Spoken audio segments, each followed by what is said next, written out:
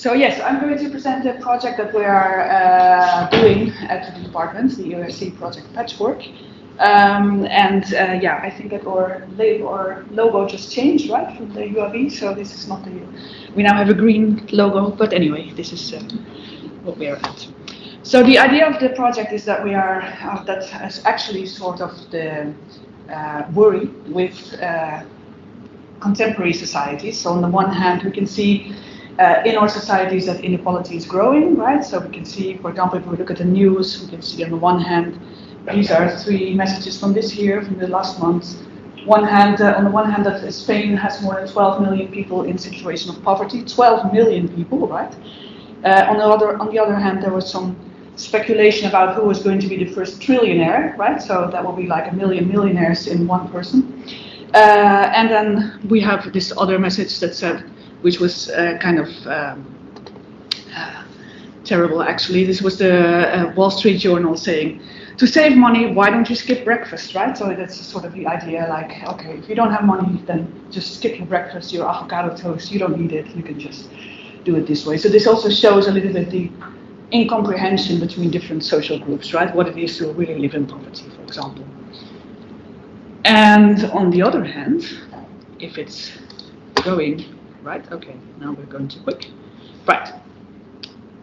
On the other hand, we can also see a growing diversity as a consequence of migration and a growing polarization, right? So there is more and more difference between different groups in society. And in that context, it's kind of important to know what binds societies together, right? And how we can strengthen these bonds. So, for example, if we look at the US right now, we can see that the 2 groups, the Democrats and the Republicans, they actually don't get along very well, right? They have very different opinions on very many topics, actually, and at some point it's becoming then also more difficult to sort of maintain a functioning society. And this is what several social scientists have been saying, that democratic functioning under these conditions also actually empeorar. Right, get worse. So this is why the focus on social cohesion. So the social cohesion, we can define it as Taylor and Davis did in the International Encyclopedia of Anthropology, as proximity, coordination and stability of relationships between members of a group which serve some benefit to the group as a whole. This is the idea, right? Is to see to what extent we have these kind of bonds in society that still give us social cohesion and that give us the sort of joint future, so to speak, that we are all agree on. And so on the one hand, especially in anthropology, we have seen what social cohesion is like, what that means, right? For small scale communities, for example, we know that social order is important, and institutions, shared cultural practices, religion, ritual.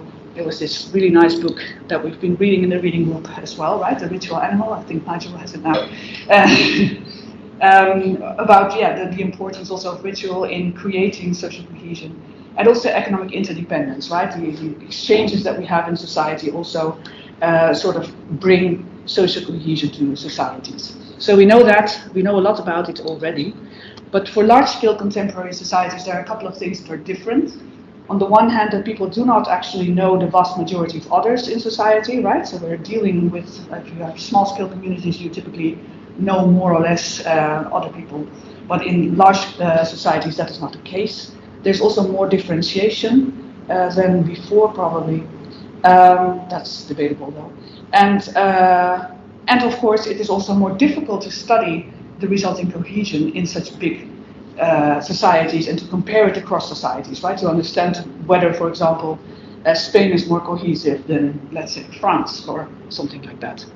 So these are the differences. And so if we look at the empirical research that's been done about societal cohesion, actually they sort of highlight 3 dimensions of cohesion.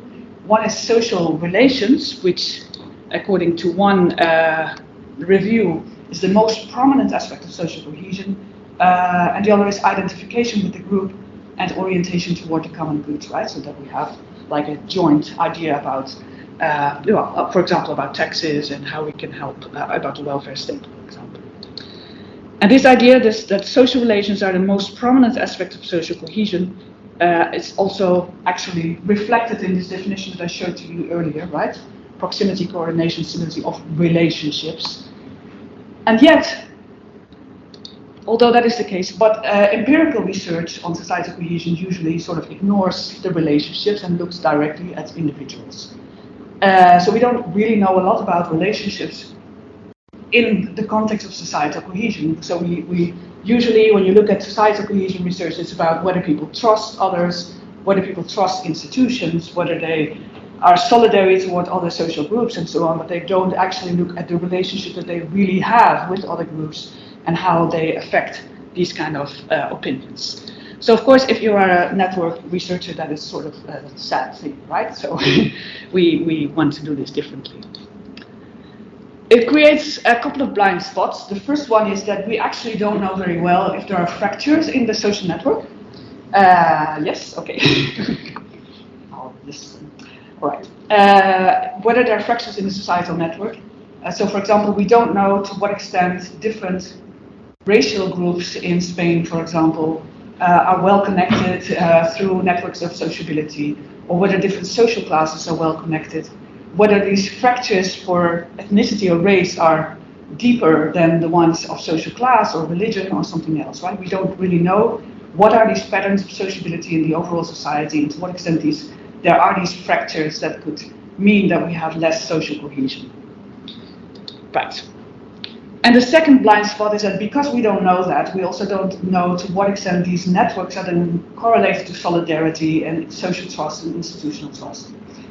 So the idea that social trust is the idea of whether you trust other people in a society, right? So that would not emerge just in you as an individual, right, while you're taking your morning shower or something, but it's really something that exists in relation to other people. So if you relate to many other people in daily life, and that is what is giving you potentially the social trust that you would need, and that would then heighten social cohesion. But of course, we don't know that. We don't know to what extent there is this relationship between the networks and these kind of attitudes that are usually investigated when we look at social cohesion.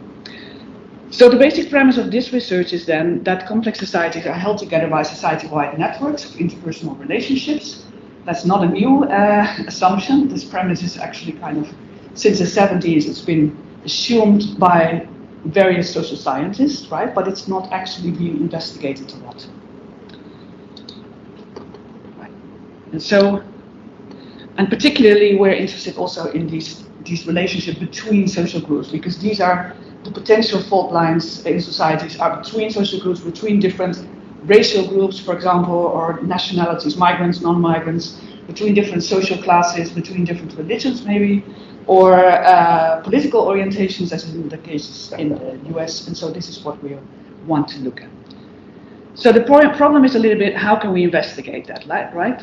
So if we think about society of a network, right, it would be this huge network with many, many individuals, right, like in Spain, 47, 48 million people, and they would all be connected by different types of relationships, of course.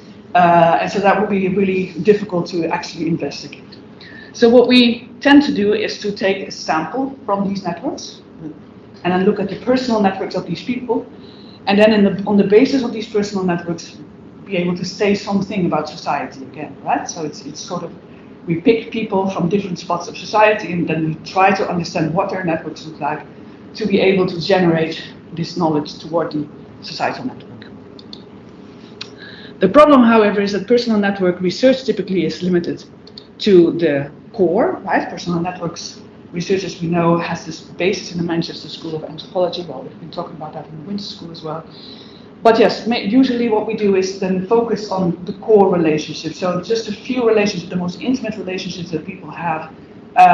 Usually, for example, in surveys that are just 3 to 5 relationships, when you do research interviews with people yourself, then it's basically sometimes a bit bigger, right? Like we have networks of 20, 45 people, something like that, but it's still actually relatively small.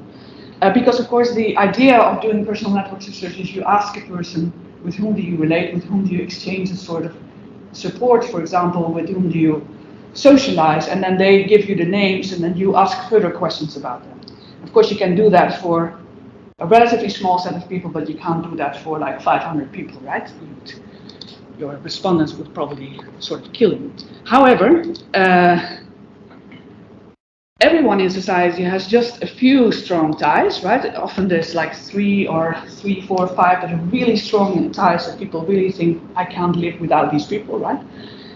And then they have this army of weaker ties that all of you also have, right? So we know lots and lots of people in society, and it's been estimated to be around 500 people. So these, of course, these relationships are much less important for us personally, because each of these people, right, you know, you see them sometimes in the streets and you say hi and so on, and it's not like it's a very important relationship. Of course, the strong ties are the ones that support you and that that help you when you feel down, for example. So they are more important. But together, because there are so many, they still have an important effect on us, right? For instance, we spend most of our time actually with weak ties and not with our strong ties, right? So during the day, for example, you're at work, you're not with your family, and so you spend a lot of time with people you don't know so well. And you have the same thing at schools and so on. So this is one thing. The other thing is, for example, if you need social support and your family is not close, right, especially the people who come from other countries, no, you will find other people that, that are able to help you, even if they are not like very strong contacts, right? So they are complementing also the stronger ties. And also they can actually affect our stronger ties, right? So I mean, these people are also connected to your strong ties. Some are not. And therefore, they are embedded within networks. The strong ties are also embedded within larger networks, and these people also have opinions and so on your stronger ties that may influence your relationship with them. So yes, I mean, even though they are not as important for personal well-being, they may actually be important for our society. And so there have been attempts to estimate this number. As I said, the people agree more or less that it's around 500 nowadays. But yeah, there's been several works, also by anthropologists, to estimate this number. And for example, one of our favorites, right, Jeremy Boissevain has actually followed two people around for a couple of months and then just counted all of the relationships that this person had. So yeah, that's one way of doing it. But of course, you can't do that for a lot of people. So this was one of the early works. And so the idea is also that if we would just have these strong ties, then we would have actually in society these small clusters of densely connected communities such as this, right? Well, this is of course stylized, but I mean, the idea is there. You would have like your family ties, everyone knows one another, and they would form like these small clusters, which cause local cohesion. So around you there is local cohesion because the people that you have strong ties with, they know each other very well and so on. But they also simultaneously they fragment society as a whole because there is no relationship between these different little communities, right? And so the idea is that it is the weaker ties that actually connect these strong communities and that are therefore sort of the glue of societies, right? So Peter Blau said this, for example, strong ties cause local cohesion, but they also simultaneously fragment societies as they are confined to small and closed social circles. The integration of these groups in society depends on people's weak ties, not their strong ties, because weak ties extend beyond intimate circles and establish the intergroup connection on which macro-social integration rests. I don't know why, I'm always getting... You've done. Somehow. So that's the idea, that we have to actually also focus on these weaker ties, which have been a little bit more neglected in the past. So the question is, how can we do that? And this is, of course, as I said before, we can look at a person's acquaintanceship network, which is the set of social relationships that you have that pass the lowest threshold of mutual recognition, repeated interaction, and some minimal knowledge of the person, at least the first name. The last thing is actually a little bit more like a pragmatic decision, but anyway, you can still sort of understand, right? Everyone that you know by name and that also knows you by name is an acquaintance of you, and that you have at least some repeated interaction with, right? Not someone that you sit with in the airplane and that you talk with and you hear their name, but then later on you fly away, right? So you don't ever see them again. And also this mutual recognition is important because otherwise people would also think of pop stars or God or whatever, and it is of course the idea is that you have like a personal mutual relations. And then there is this this model by Robin Dunbar, which we are always not, well, we don't actually agree on in general of whether it's a good model or not, but I think as a heuristic model it works quite well, which is that we have these layers in our acquaintanceship network, right? So we have a core of approximately 5 people that are like our very strong ties or support clique, and then we have other layers, and every time they are sort of more distant from us, right? So we have the second layer are people that we go with and have drinks with, or that we talk about our problems with, that we see. Sometimes we actually go out with them or go to see them expressly, right? The third ring would be people that we feel some sort of obligation toward, which is already a sort of lower level of relationship, and so on. And 500 would be then more or less the number of people that we would know as persons, right? Of course, there's also a lot of, so this is just a model, and of course each person is also different, right? Some people have really big networks, others have smaller networks, and so on. But okay, it's helpful to think about it in this way. And so what we would want to do is, first of all, we do also in the project, we look at the core network as well, because this is such a reference in networks that we can't actually look at networks without also taking into account these core relationships.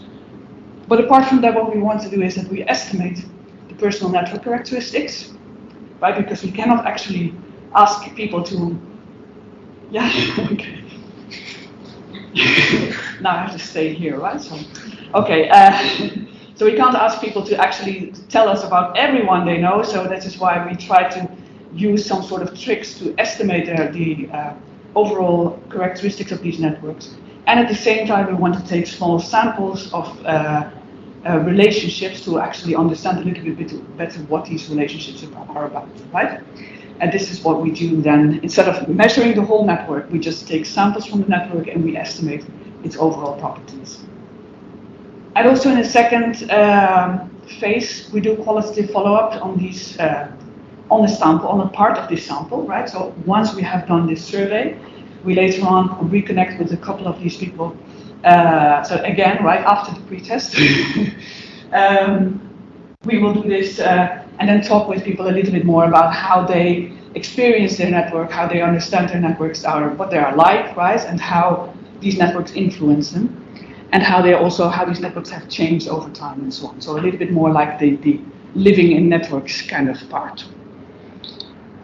Okay, and so for this first part, for understanding the aggregate aspects of the network, we use what is called the network scale-up method, which was developed by our colleagues in Florida.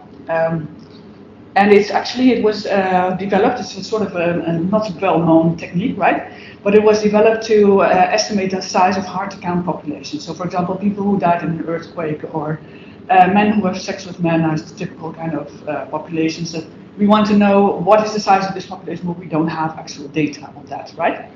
So this is what they developed that for. And so the idea that they had was actually, that if we don't know, so we have this whole population, and there's a group in the population whose size we don't know. So what we can do is to think, okay, but everyone has this personal network, and so if we would know what the size is of the personal network, and we know the number of people that each of these persons know, right, within that specific group, then we could sort of say, okay, if these networks are sort of representative of the society, we can estimate the size of this group, right? So if these people, for example, say, well, my network is this and that large, and 10% of the network would be, for example, have died in an earthquake, then we could sort of scale that up. That's what it's called, network scale-up method. Scale that up and say, okay, well, in that case, probably 10% of the population has died in the earthquake, which would be this and that number, right? This is the basic idea.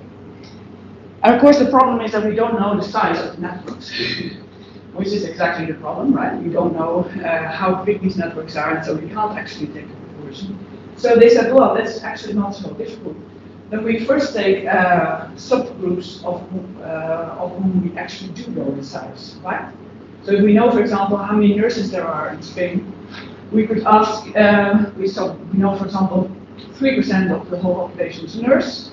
Then we would ask people, how many nurses do you know? And then assuming that that would be 3% of their network, we can actually estimate their network size, right? Yeah, do you still follow? It's a weird sort of method, so I understand that you are a bit at loss at the beginning, and also you probably get all kinds of questions like how valid is this method, we'll get to that. So this is the idea. If in Spain there are 300,000 nurses, for example, and they would make up, well, 0.6%, and I ask my respondent and they say, I know 4 nurses, then I would estimate that that would be, that their network has to be 632 for 0.6% of their network to be a nurse, right? So you can just estimate that. Of course, if you ask one such question, it could be that you are a nurse and that you know like 100 nurses, even though your network is really small, right? So that's not very a good method. And this is why we actually repeat this with different populations, like say 20 populations, you ask it every time, and then on the basis of that you get to a every time better kind of estimation. There are, however, a couple of assumptions which are the problem here. The first one is the random mixing, right? So we would have to assume that indeed people do mix randomly in society, right? If there's, for example, only nurses are hanging out with nurses but nobody else does, then this question won't actually work. So that's one thing, and this is actually exactly what we want to know, right? Is there segregation in society? So if we are asking, for example, for specific populations like people from different ethnic groups or people from different social classes and so on, is there segregation or not? The second thing is that we would have to have full knowledge of the network members' attributes, because of course if I have 5 nurses in my network but I don't know that they are a nurse, then it doesn't actually work. And the third thing is that you have to be able to recall the number in each group well, right? So if it's like 36 people from a specific group, you are unlikely to actually know that 36 people of this group, right? You just know a lot, but not exactly how many you know. So because of that, McCormick and all said, well, if it's about estimating network size, why don't you use names, and not very frequent names also, and choose a set of names that together sort of represent society, right? So if you do that well, as Adria has been specializing in the last months, but anyway, if you do that well, then you can sort of get to a better sort of estimation, right? Names are something that people tend to know of others, right? So otherwise, if you don't know it of other people, you can even question whether it's a relationship of you. So in this case, you would have full knowledge about that. If you ask about names that are not too frequent, it won't actually produce a memory effect, right? So if I ask you, for example, how many people do you know whose name is Juan, you would probably say, well, I don't know, 3, 4. But if I would say, how many people do you know whose name is I know, so to speak, then you think, oh, I know 1 or I know 0, right? Or basically, most of the time. And some people will say, oh, I actually know 4. But anyway, so this is the other thing. And the third thing is if you choose them well and you choose this set well, then it shouldn't have any of these, then it should be like random mixing, right? So if you try to avoid the very classy names, for example, the very underclass names, which some populations have, and also if you look at the statistics, for example, you can take half of the names could be male, half of the names could be female, and you can choose them, for example, such that you have older female names, younger female names, older male names, and so on, in the same proportions as the population has. And in that case, each person in the population would have the same probability of knowing people from that set as jointly, right? So maybe if you're a young person, you might not know as many Conchis, for example, here in Spain, right? But then you will have another name for you, so to speak, that will also be related to your age group.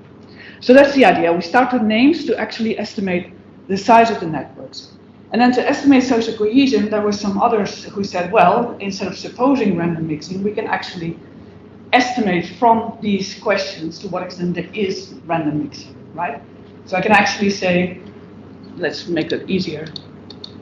We did this already, and then step 2 is, if, for example, 0.5% of the Spanish population was born in Asia, and we just estimated, based on names that I know, 1,319 persons, then under the assumption of random mixing, then I would expect that I know 7 people from Asia, right? Born in Asia. If in reality I just know one, then there is this sort of deviation, right? There's a 6 difference for the person.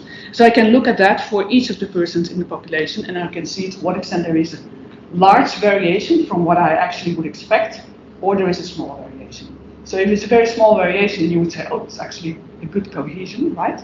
And if there's a really large variation, so that people who are migrants, for example, know lots of other migrants, but don't know lots of people who are not migrants, and the other way around, then you would see this large variation. And then you would not have a lot of cohesion. So that's the idea. Are you still following? This was the hardest part, now it's getting easier. I don't know how late it is, so okay. We're doing well? Yes, okay.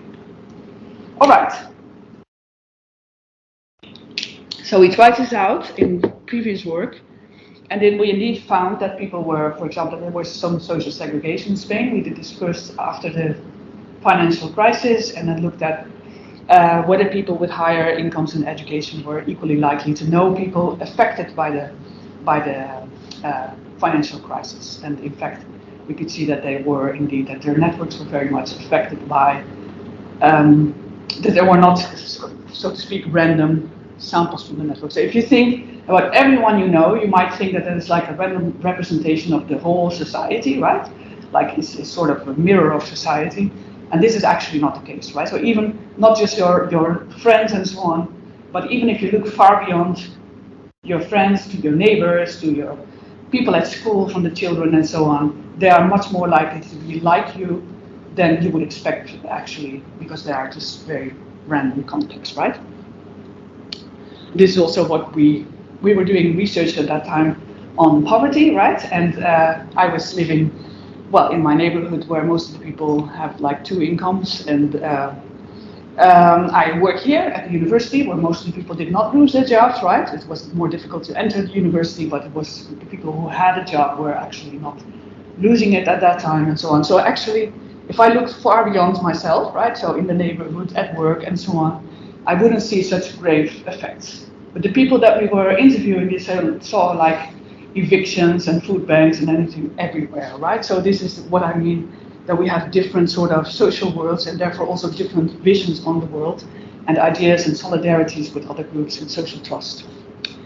And this is what actually we found in the previous study. But we also saw some things that we didn't really like. One thing is that there was, for these subpopulations that we are interested in, there was also a high transmission error, right? So that means that I might not know everyone. I might not know from everyone that I know what their, for example, what their jobs are or what their situations are. So, for example, if we ask people, how many people do you know who are evicted? And with that, you would actually estimate the size of the population who's evicted. That's just an enormous underrepresentation of this population, because most of the people who are evicted don't actually tell you that they are evicted, right? And you probably only know that from your stronger context, but not from everyone that you know, because people are ashamed or because they just don't want to talk about it with you or whatever, right? So this is one thing. The other thing is also intersectionality, because we only have these questions on how many people do you know whose name is, or how many people do you know whose job is. We don't actually know to what extent these different populations overlap, right? So it might be that, for example, if I know a lot of immigrants and I know a lot of people in lower status jobs, it's not just 2 separate things, they're probably related to some extent, right? So we would want to know to what extent these 2 fractures also sort of compound each other. And we don't know that because we just have these aggregate relational data. And also more generally, I mean, because we only have these questions like how many people do you know, we don't know anything about these relationships per se, right? We don't know, for example, well, what is your relationship with the Hindu person that you know, or with the, I don't know, with the veterinarian that you know, or whatever, right? Whatever question that you ask, because we didn't really go into that depth. Right, and so this is how we end with this project, with the ERC Advanced Grant project, which is called a Network Science Approach to Social Cohesion in European Societies, where we actually want to go further than that. And so we start with the same idea of using the ENSOM method to ask first for names and second for social groups. And with this we could estimate then the network size, and with this the social cohesion, the social cohesion of groups. But then we want to go further than that and then say, okay, so you said you know somebody from who is evicted, for example, who is this person to you, right? So we can actually ask follow-up questions on the people that you have just mentioned in this first part. So here we just ask about how many of these people you know, and now we are asking, okay, so this person that you said you know, who is this person to you? What kind of relationship do you have? Do you feel close to them? Do you know, have some kind of an active relationship with them? How long do you know this person, and so on. We can also ask them, for example, how sure are you that this person has this or that job, for example, so that we can get a little bit more information about this transmission error that I was talking about. Right? And so in this way, we can take samples. And the fun thing is then also that we first ask for names here, right? So I fire whatever name at you, and it could be anyone in your network, right? So if I say, for example, do you know anyone whose name is Jose Luis? And then well, it could be your brother, or it could be, you know, your neighbor, or your workmate, or whatever. And so because of that, this is sort of a random sample of your network, right? So whatever, I mean, it could be any pick from your network, so it's like a random sample. And the other group, we do the same thing with, right? So who is the person, for example, who was evicted? It's an interesting group, or who is this person from a certain region of origin? In this case, it's like a proposer sample, right? I'm trying to get at these relationships that you have with other social groups and then understand a little bit better how they work, or with your own social group. So there is a pick, we have these two groups of ties. One is just a random sample, and the other one is like a proposer sample of ties with other groups. And therefore we can then better understand how they work. So the design of the project is like this. We started in October 2021, and then there was a cyber attack, and then 4 months later we were still at the same point, which was here, right? But okay, since then we are still, actually we have progressed a deal right now, more or less. So it took us quite some time to design the instrument, and now we are doing these pre-tests to actually understand to what extent people are able to answer well, and so on, how well this instrument works. And then after that, we will do this copy survey in 5 countries. These are the questions that I talked about earlier. At the same time, we create this aggregate database with the national statistics on each of the populations. And then this will get together in statistical analysis. And then afterwards, once we have been at this stage, we will follow up on a number of these people with qualitative interviews to better understand people, for example, with large networks, with small networks, with very homogeneous networks, very heterogeneous networks, and so on. So it will be like this sort of pick from the whole, all of the respondents who said that they would be willing to participate again. We will pick specific cases and then try to do qualitative interview with them. And on the other hand, we use agent-based modeling and simulation, which is a technique that is emerging, we could say, and it's a really good way of understanding the theoretical mechanisms behind such a thing as social cohesion in this case, right? So it's actually a way to sort of test and understand better, right? Well, with statistical analysis, you get correlations and so on, but you don't actually know how these correlations were produced, and agent-based modeling can actually help you do that. And at the end, we integrate everything. So, yeah, I don't know why I have this. And if I drink coffee, it's even worse, so it's trying to accelerate even more. So from now on, I will only do 15-minute talks, and then I'm fine. All right, so we're at this point with the pretest, and we do qualitative interviews with 50 people. Right, I said. These are the 5 countries where we do the interviews, survey and the interviews at. So that's Sweden, the Netherlands, Switzerland, Poland, and Hungary, which are countries that are very different in their social cohesion patterns, and also in many other characteristics, and this is why we chose these countries, among others. And the idea is that there will be interviews with 1,500 persons in each country, right? And then afterward, we will just follow up on 60 respondents, and then across all the countries, and then have sort of a better idea of how people. 500 per country. Per country, 500. 1,500 for the survey. 1,500. Okay. Right. Yeah. So it's 7,500 in total. Yeah, I don't know because I don't know what we're doing with time. So I think I'll skip this a little bit. But the idea is, so what we did with the proof of concept study is we got these kind of networks, right, where you have both your core network ties, who are the persons that are most important to you, and then some questions like, who is, you know, anyone named Lydia, Alfredo, Miriam, you know, any car mechanic, and so on. And then if they say they know these kind of persons, we ask follow-up questions on them. So we have these strange networks that nobody else is sort of studying. And that is difficult to make sense of, I guess, at this store at a time. But that is exactly also what we want, right? To dig deeper into these weaker ties of the social networks. And so indeed, as in other research, we did an article also in 2019 on this, but we had like an average of 460 people. And then it has this sort of distribution which is typical, which we also see in other studies, that most of the people actually know less than the mean. And there's a couple of people that have really big networks, are estimated to have really big networks. So some have like 4,000 or 6,000 in their networks. And this is what sort of then gets the mean, higher than most of the people. But it's really interesting in the pre-test what we saw. We also asked people, do you think that your networks are bigger or smaller than the average, right?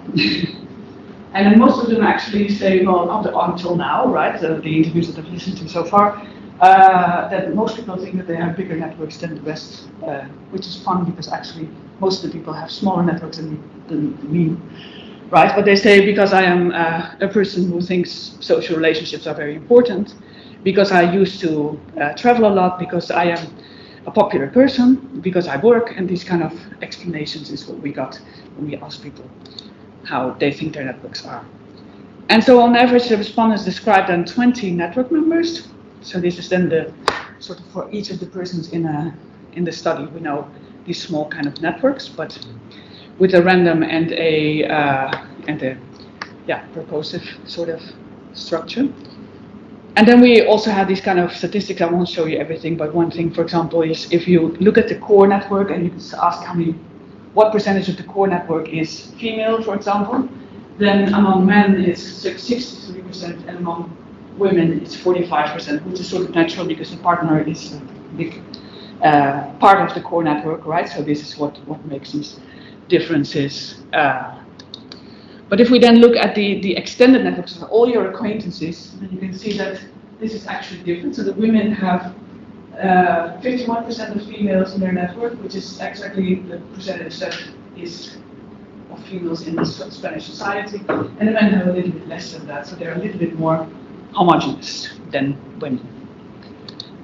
And we also have these kind of questions of how many people do you know with certain jobs, right? So for example, here you can see whether people are below the poverty line or above the poverty line. So here are the poorer people, and then here are the richer people, and then we ask them how many people do you know from these categories.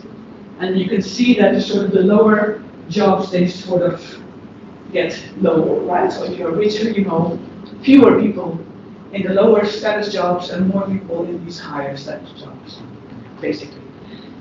But it's not very, very strong. And one thing is also interesting to see at the type of relationship is also different, right? So it's not just the number of people that you know, but also But it's aggregated to the six countries. No. This is still from the proof of concept study. So it's before. We haven't done the 6-country study yet, so I can't show you this yet. But yeah, so this is from 1,500 people actually, and in Spain. And so it's not just the number of people and the differences in the number of people that you know, but also in the type of relationships that you have with these people, right? So one thing is, for example, if you see the cleaners, domestic or office cleaners, it sort of stays kind of, right? It's this one. You can see it stays kind of the same number over all of the categories. But then if you look at what kind of relationship you have with them, you can see that the people who are poor, they say, well, it's my sister or it's my friend. And the people who are richer say, it's my cleaner, right? So it's the person who comes to clean at my house. So the relationships are also different in type of, in terms of the hierarchical relationships. Okay, I'll skip some. Right, so some conclusions of that proof of concept study first was that there was actually not a very high respondent burden. So the survey was done in 30 minutes, actually. And indeed, we got to significantly weaker ties, and people felt surprisingly comfortable with how well they felt they knew their acquaintances, right? So if we asked them, how sure are you that this person has this job and so on, they say, oh yeah, I'm sure, right? So it's... But then we started to do the pre-test, and we are in this right now, actually. Ivan is one of the interviewers, and Nuria is online, is coordinating the interviews as well. And so you know everything about that. And so actually the people who are participating in these pre-tests are saying the respondent burden is really high, right? So they are really looking at every question. If you ask them, for example, how many people do you know who are cleaner, then they are like,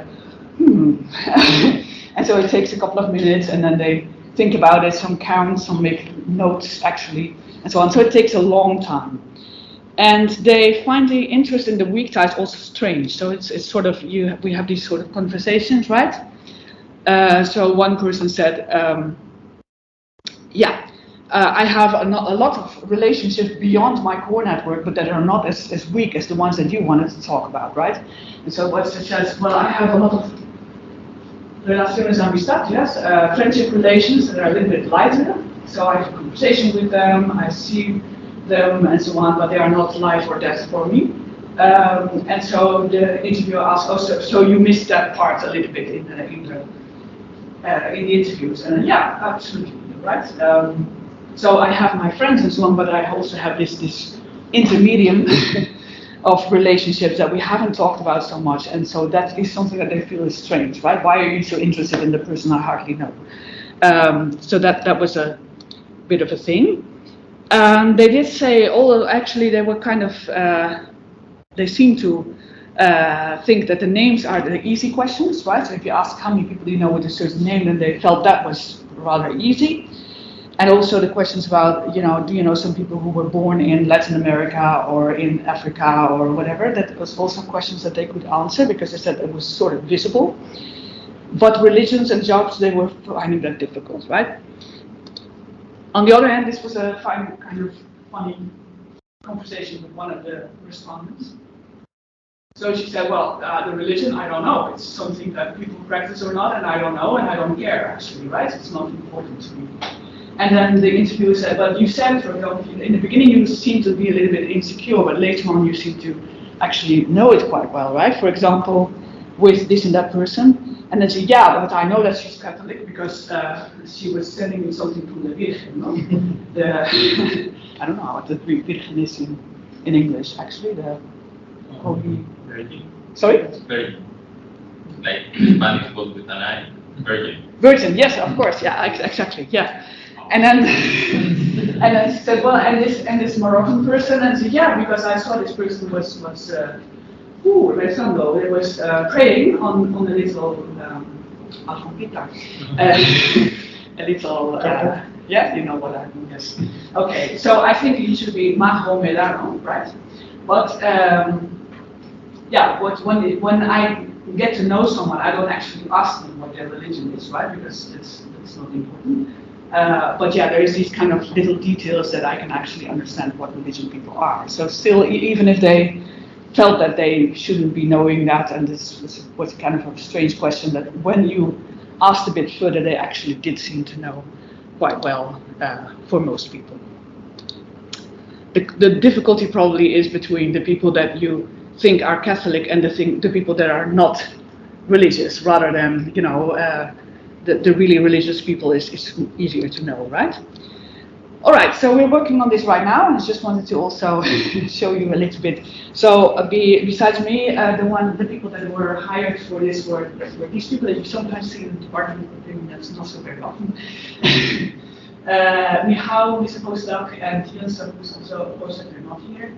Nuria is online, right? She's a PhD student, and she is doing the qualitative part. So with the sociability and intra-ethnic relationships, to better understand how people deal, how people actually in their everyday life meet with people from other ethnic groups and so on, and how they perceive them. Ziggy, who is over here. She is going to look at the exchange of favors in the labor market. So these exchange systems are also some way of increasing social cohesion, right? So this idea of referrals from other people and help with finding a job is actually a topic that has been investigated before, but not in this sort of way of social cohesion. Nigel is also sitting over here. Or. Yeah. And Nigel will be doing agent-based modeling, right? With looking at the formation, the relationship between these networks, and then also how they relate to the formation of social trust. You can say things if you think I don't represent that well. Oh, perfect. Okay. These are the 4 people helping with the interviews. As you can see, Ivan is here, and Mark, Josephine, and Noé. I think that you might know them from the master or from the undergraduate in anthropology. And then apart from them, there are 2 people in the team who are actually not on the team, but who are still collaborating a lot with Alejandro, that you also might know. He's actually working on the other project, the inclusivity project.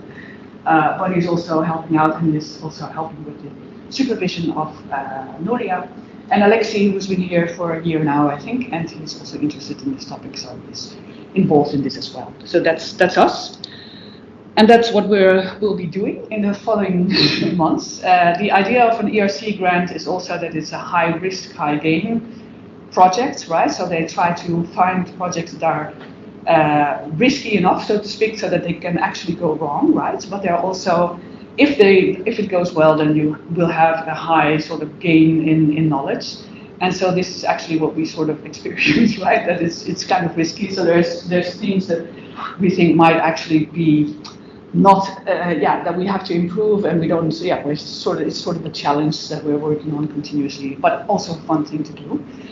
Better than the challenge with the administrative part of the UAB. Anyway, and this is the researchers, is that the idea of it is that we have very little actually research on social cohesion in terms of relations, and that this project will then contribute to that. Yeah, that's it, actually, so thank you.